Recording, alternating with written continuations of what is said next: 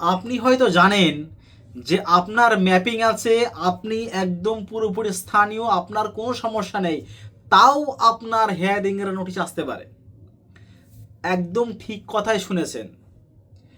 আপনি পুরো কনফার্ম হয়ে বাড়ির বাইরে চলে গেছেন, অন্য কোথাও কোনো কর্মের সূত্রে বা যে কোনো কাজে গেছেন, আপনার হেয়ারিং আসতে পারে আপনি যদি প্রয়োজনীয় হয়ে থাকেন। সেলফ প্রয়োজনী নো রেকর্ড ফাউন্ড নিয়ে অনেক কথা হয়েছিল। আমি আজকে হাতে করে নো রেকর্ড ফাউন্ড সেলফ প্রয়োজনী তার মানে বাড়িতে গিয়ে আমি হেয়ারিং নোটিশ ধরিয়ে দিয়ে আসলাম আজকে। সেই ভদ্রলোকের বয়স 70+, তার বাড়ি গিয়ে নোটিশ ধরিয়ে এসেছি, ভদ্রলোক অসুস্থ। দোষটা ছিল, ভুলটা ছিল কাদের? তার নাম হচ্ছে রবীন্দ্রনাথ বিশ্বাস। দোষটা ছিল কাদের? অনেকবার রিকোয়েস্ট করেছিলাম আমি, স্যার এরকম এই ব্যাপার, কয়েকটা ঠিক করতে পেরেছি, কয়েকটা ঠিক করতে পারেনি। মাঝে শুনেছিলাম হেয়ারিং যেগুলো নো রেকর্ড ফাউন্ড আছে তাদের হেয়ারিং হবে না, এখনও শুনেছিলাম, কিন্তু সেই সমস্ত নো রেকর্ড ফাউন্ডদেরও হেয়ারিং হবে। হেয়ারিং ফিল্ডে উপস্থিত থাকতে হবে, এতটুকু খবর তার বাড়িতে গিয়ে আজকে আমি পৌঁছে দিয়ে এসেছি। কারণ যেহেতু আমাদের কিছু করার নেই এখানে, আমাদের যা করছে এআই, যতটুকু যা শোনা যাচ্ছে যা করছে এআই। ডকুমেন্টস চাওয়া হচ্ছে পাসপোর্ট। আমাকে একজন বলেছিলেন যে পাসপোর্ট বানাতে গেলে তার অনেক নথি খতিয়ে দেখা হয়।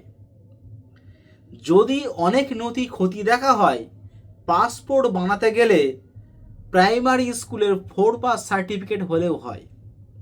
তাহলে যদি পাসপোর্টটা যদি বৈধ নথি হয়ে থাকে, তাহলে 4 পাস সার্টিফিকেটটা এখানে অ্যালাউ হবে না কেন? কাস্ট সার্টিফিকেট একই কেস। তা এই সমস্ত সার্টিফিকেটগুলো যদি অ্যালাউ হয়ে থাকে এই কাস্ট সার্টিফিকেট এবং পাসপোর্টের সময়, তাহলে ওখানে অ্যালাউ হবে না কেন?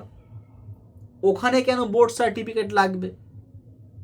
তাহলে কি পাসপোর্ট করতে গেলে কি অন্য কোনো উপায় অবলম্বন করা হয়ে থাকে?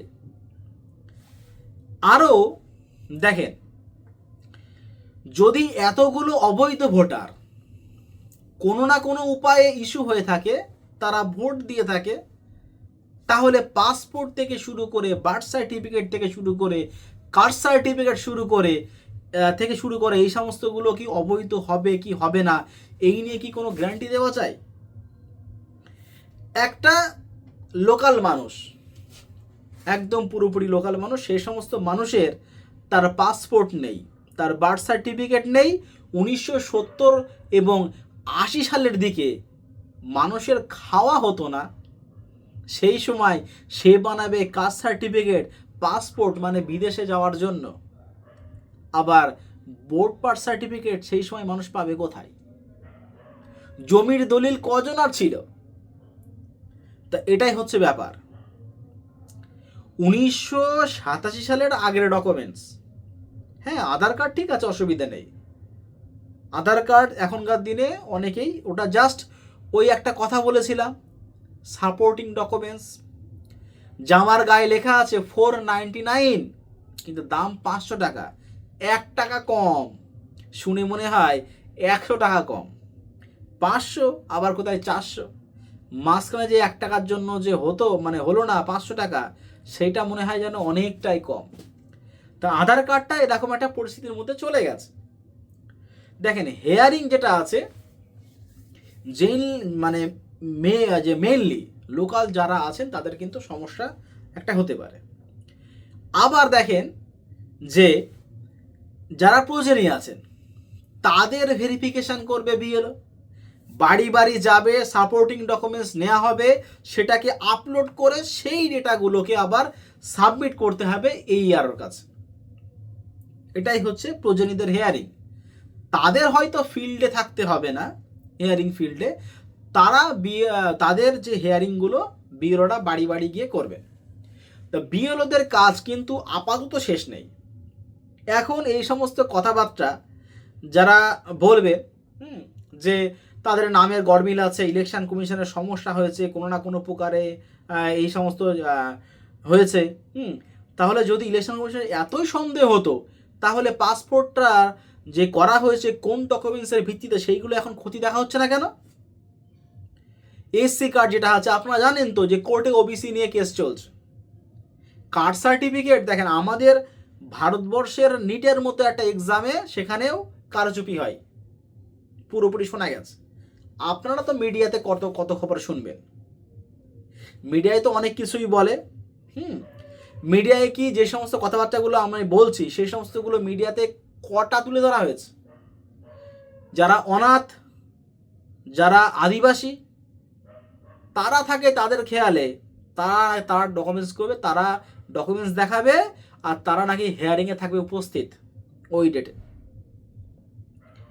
আজকে একবারই নোটিশ দিয়ে আসলাম হিয়ারিংয়ে, টাইটেল হচ্ছে পরামান্য। তার ছোটবেলায় বাবা মা সব মারা গেছে, তার কোনো ডকুমেন্টস কিছুই নেই। তার যখন ছোটবেলায় ডকুমেন্টস মারা গেছে, মানে ডকুমেন্টস যখন তার ছোটবেলার নেই, তার যখন বাড়ির ফ্যামিলি যখন বাবা মা মারা গেছে, তার সেই সময় পেটের চিন্তা থাকবে না স্কুল পড়া, কি কাস্ট সার্টিফিকেট, না বার্থ সার্টিফিকেট? এটাই হচ্ছে প্রশ্ন। আরও একজন ছিলেন, তার নাম হচ্ছে কানাই পাড়ই। তার বাড়িতে ওই একইভাবে নোটিশ এসছে হিয়ারিংয়ের। হ্যাঁ, ছোটোবেলায় একদম পুরো এক জায়গাতে আরেক জায়গায় চলে এসছেন, মামার বাড়ি চলে এসছেন। হ্যাঁ, বাবার কোনো না কোনো প্রকারে 2002-এ নাম নেই। হ্যাঁ, তো এটাই হচ্ছে ব্যাপার। তার বাড়ি গিয়ে নোটিশ ধরে আসলাম, হিয়ারিংয়ের notice. No record found total 5টা আমার এখানে ছিল, তার মধ্যে একটা আর কিছু ঠিক করেছিলাম, যেটা হচ্ছে ওনারা ওখানে টুকে রেখে দিয়েছেন 4845, তার সিরিয়াল নাম্বার 2002-এর ভোটার লিস্টে। এটা কোনো সময় সম্ভব হতে পারে না, সেটাকে রিকোয়েস্ট করার পর এটা ঠিকঠাক হয়ে গেছিলো। পরে আবার এআই দিয়ে ট্রান্সফার করার পরে যে এত সংখ্যক ভুল গেছে, সেই ভুলের একটা স্যাম্পেল তো আমি আপনাদেরকে দেখিয়েছি কীভাবে নাম লেখা আছে। অনেক আছে, আমি তো ফর্ম ফিল আপ করেছি। বিএলও যে লেটারটা আপলোড করেছে আপনাদের, প্রত্যেকটা বিএলও যাদের লজিক্যাল ভেরিফাই যাদের আবার এসেছিল, তাদের তো বিএলও একটা লেটার লিখে সেই সমস্ত লেটারগুলো বিএলও আপলোড করেছে, তার সঙ্গে সাপোর্টিং ডকুমেন্টস হিসাবে কিছু না কিছু দিয়েছেন। একটা জায়গায় একটা, আমার অনেকে বলেছেন যে আমার পাড়ায় একজন ফোন করে বলেছেন তার বউর ওখানে ভোট এখন ট্রান্সফার হয়নি, নতুন সবে বিয়ে হয়েছে। বলছে বিএলও চাচ্ছে যে অমুক নাম কোন ডকুমেন্টসে আছে, অমুক নাম মানে এআই দিয়ে ট্রান্সফার করার পরে ভুল নাম এসছে, সেই ভুল নামের ডকুমেন্টস চাচ্ছে বিএলও। তো সেই বিএলওরই বা কী কাজ? একটু দেখতেও পাচ্ছে না যে নামটা স্পষ্ট করে বোঝা আছে নামটা ভুল আছে, এই সমস্তগুলো। তো এটাই হচ্ছে কাহিনী মেনলি। মিডিল নেম তো মানুষের কোনো সময় আসে, কোনো সময় যায়, মিডিল নেম তো ওই নিয়ে তো কোনো কিছু বলছি না। তা লজিক্যাল যে সমস্তগুলো এসছে, এইগুলো ম্যাক্সিমাম যেটা আছে এআই দিয়ে ট্রান্সলেট করার পরেই সব ভুলভাল এসছে। হ্যাঁ, এখানে প্রচুর পরিমাণে নাম টাইটেলে যেটা আছে বিশ্বাস থেকে শুরু করে, শুধু বিশ্বাস দেওয়া আছে। এরকম আমি আজকে সকালে একটা দিয়েছিলাম নো রেকর্ড ফাউন্ডের, ওর নাম হচ্ছে রবীন্দ্রনাথ বিশ্বাস। রবীন্দ্রনাথ বিশ্বাস, তার নো রেকর্ড ফাউন্ড, বা সেই ভদ্রলোকের বয়স 70+।